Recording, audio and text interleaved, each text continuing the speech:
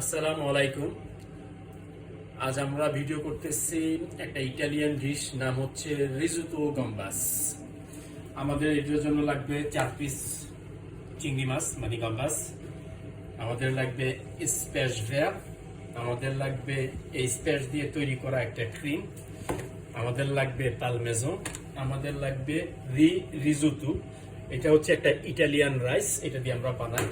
এখন দেখাচ্ছি আমাদের একজনের জন্য আমরা এই পরিমাণ রাইস নিব, আমরা সস নিব। সস নিয়ে এটাকে আমরা মাইক্রোওভেনে গরম দেব। এটি আমরা গরম দিব 2 মিনিটের মতো। এরপরে আমাদের এখানে আমার পল রেডি হচ্ছে। যখন তেলটা গরম হবে তখন আমরা 4 পিস গাম্বাস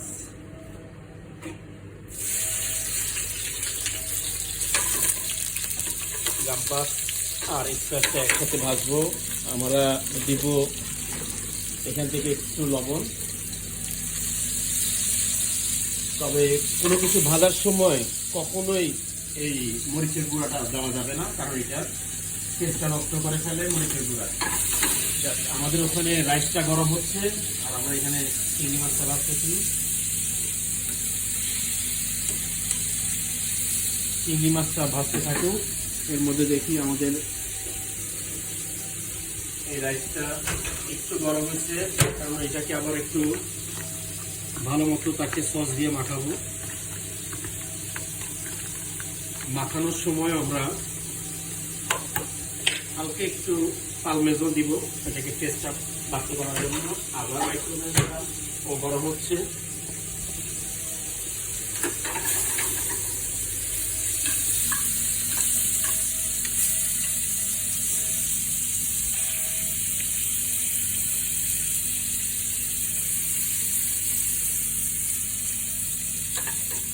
আমাদের এটা বেশিক্ষণ ভাজা লাগে না, কারণ এটা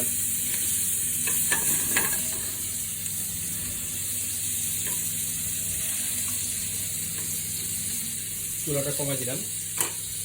আমাদের এখানে আমাদের রেডি হয়ে গেছে।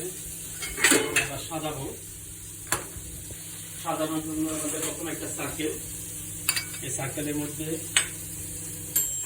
আমাদের এই রাইসটা গরম হয়ে গেছে, এটা ভালো মতো মিক্স করবো, এটা পালমেজো সহ।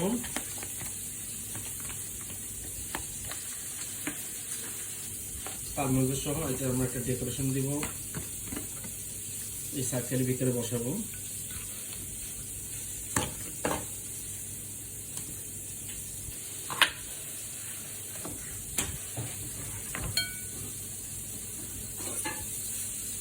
এরপর আমরা নিয়ে আসবো এই গাম্বাসটা দেওয়া ইয়ে করবো আমরা এইভাবে।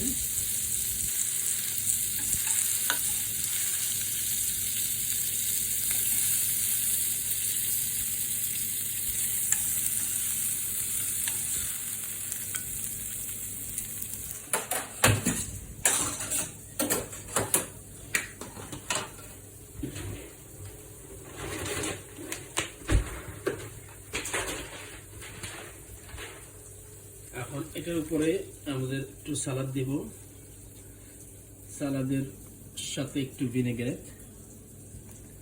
দেওয়ার পরে আমাদের যে দুইটা স্প্যাশ থাকবে, এই দুইটা স্প্যাশকে আমরা সোজা করে দেব, এভাবে বসাবো। এরপর আমরা এই পালমেজোটাকে সোজা করে বসাই দেব। দেওয়ার পরে আমাদের এটাই হচ্ছে রিজোতো গাম্বাস, একটা ইটালিয়ান ডিশ। ফরাসিরা খুব পছন্দ করে, এটা আমাদের রেস্টুরেন্টেও আছে। ধন্যবাদ সবাইকে।